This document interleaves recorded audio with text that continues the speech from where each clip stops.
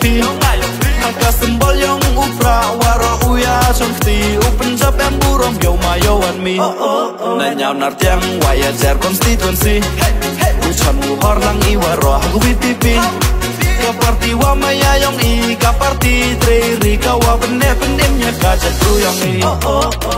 Waro waro ha upra Kinro wa he ha upra Man be man pa ha upra Be men pa men ha upra Ile pile ha upra Ite humnaya kaspa Berkat di mian mo fight ba Yusuf kamen dek ikau na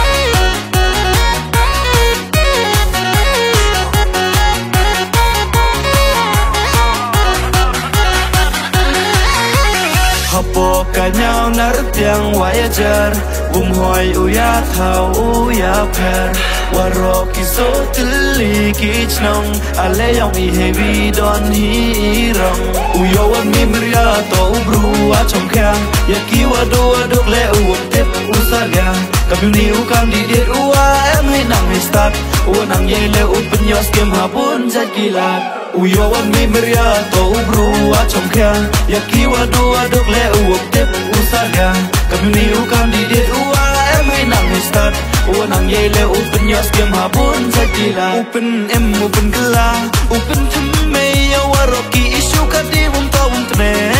Ka party vi to ka ser yang upat ba Ye ching chak le waro dal cha pe hau pra Upen em upen gela Upen thumme ya waroki isu kadi wum ta wum tne Ka party vi to ka ser yang upat ba Ye ching chak le waro dal cha pe hau pra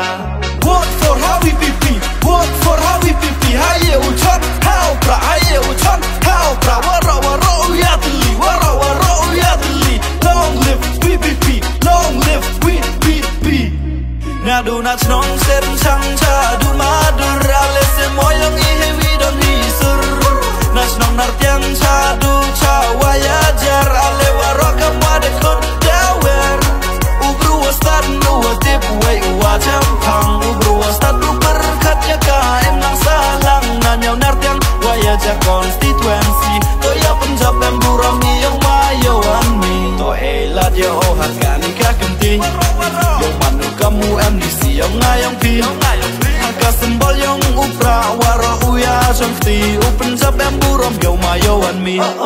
Na nhau nar tiang wayajar constituency Uchan mu hor lang I waro haku pipi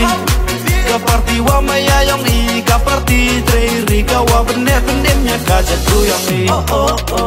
Waro waro ha upra Kinro wa he ha upra